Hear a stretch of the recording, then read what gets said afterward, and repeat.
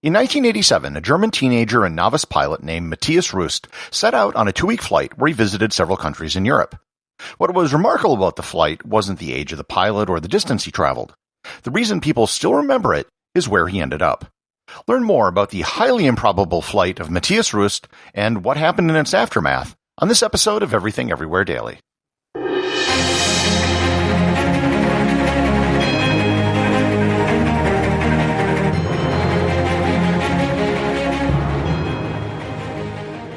This episode is sponsored by CuriosityStream. If you're a regular listener to this podcast, you are definitely a person who is intellectually curious. And if that describes you, then you need to get a subscription to CuriosityStream. CuriosityStream has documentaries on a wide variety of subjects, covering almost everything you might have an interest in. You'll find dozens of shows on economics, history, biology, technology, physics, culture, and philosophy.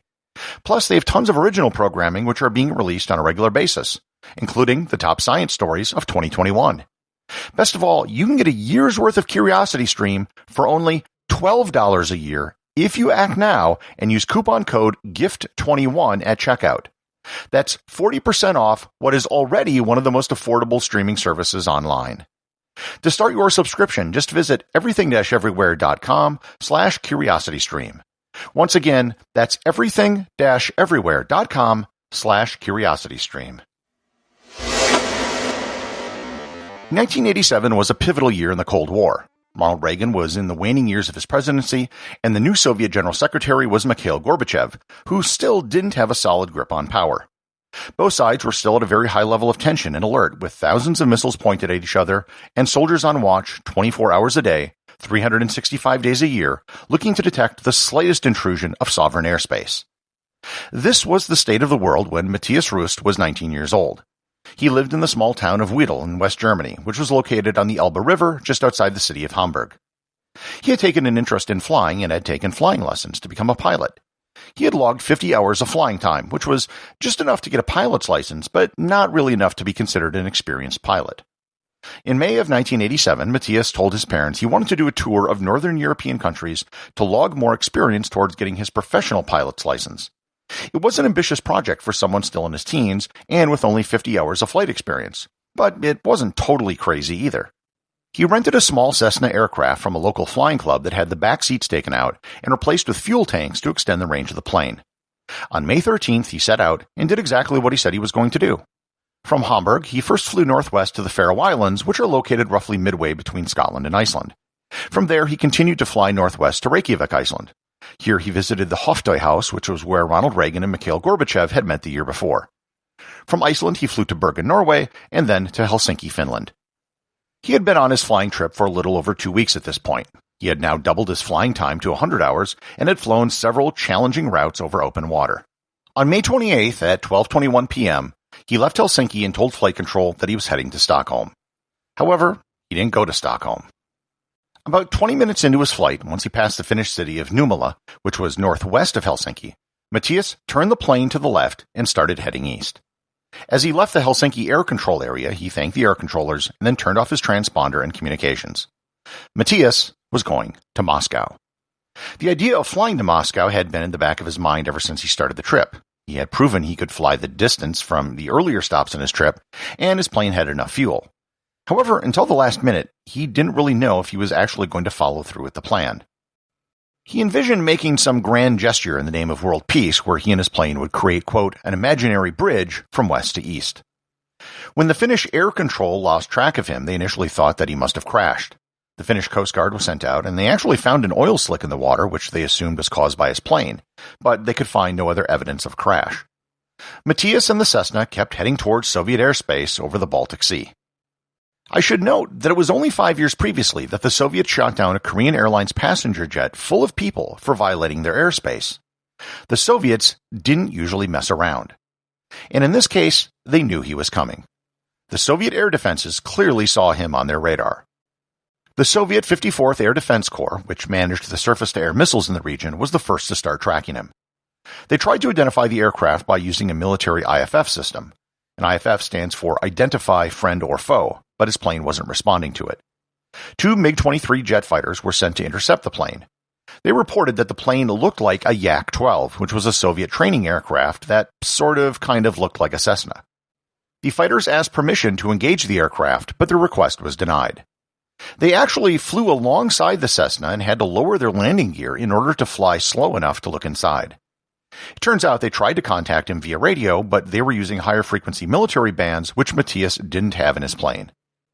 Mathias briefly dipped down to a lower altitude to avoid icing on his wings and was lost by Soviet radar. He reappeared in a different Soviet air control zone, and luck was on his side. There had been a plane crash the day before. Radar operators assumed that he was a rescue helicopter, and people who identified the plane thought it was a Soviet training aircraft. The funny thing was, his plane had a West German identification number on the side, as well as a West German flag. He eventually made it all the way to Moscow. His first plan was to land inside the Kremlin, but given the walls of the Kremlin, he could be arrested and the whole incident covered up. So he decided to land right in Red Square. He circled several times trying to get people to clear out so he could land, but nobody was moving. So he decided to land on the Bolshoi-Moskvoretsi Bridge, which is right next to St. Basil's Cathedral. His landing couldn't be hidden. A British doctor in Red Square managed to capture it on video, and it was clearly seen by people in the American embassy. When the plane came to a stop, he was surrounded by people, some of whom asked him for his autograph. When they asked him where he was from, they were shocked when he told them West Germany. According to Rust himself, quote, "People were smiling and coming up to shake my hand or ask for autographs. There was a young Russian guy who spoke English. He asked me where I came from. I told him I came from the West and wanted to talk to Gorbachev to deliver this peace message that would help Gorbachev convince everyone in the West that he had a new approach." End quote. The event became international news almost instantly. A teenager flying a small civilian aircraft managed to land in Red Square, right in the heart of Moscow. It would have been the equivalent of a Cuban pilot landing a plane on the Mall in Washington, D.C. Needless to say, Mathias Rust was arrested and sentenced to 4 years in prison for, quote, hooliganism, for disregard of aviation laws, and for breaching the Soviet border. He was released after 14 months. Most people who heard the story at the time thought of it as an odd and quirky incident. A few days later, after it was reported, the news cycle was on to something else. However, to the Soviet military and other international military observers, it was anything other than a quirky incident. A 19-year-old German had embarrassed the vaunted Soviet air defense system. The flight became the excuse Gorbachev needed to clean house in much of the Soviet military. Many Soviet military leaders were hardliners who were resistant to Gorbachev's reforms. Days after Mathias Rust's landing, the Soviet Minister of Defense Sergei Sokolov and the head of Soviet Air Defense Forces Alexander Kuldanov were both sacked.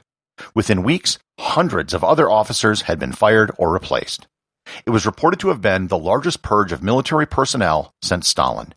For a while, locals in Moscow called Red Square Sheremetyevo 3. The joke is that Sheremetyevo 1 and 2 are local airports. After Rust's release and return to Germany, he wound up in trouble with the law several times. In 1989, he stabbed a female co-worker who rejected his advances and was in prison for 15 months. In 2001, he was arrested for shoplifting, and in 2005 for fraud. His pilot's license was revoked when he returned to Germany, and he has never flown since.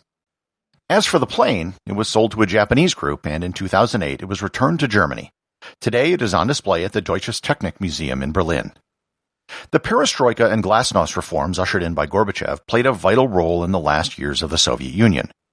Those reforms, which played a huge part in the collapse of the Soviet Union, were in no small part helped along by a Cessna-flying West German teenager.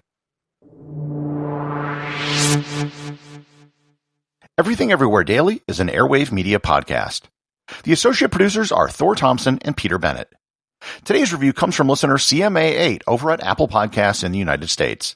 They write, "Thank you. What an amazing thing. Freaking amazing. Well done.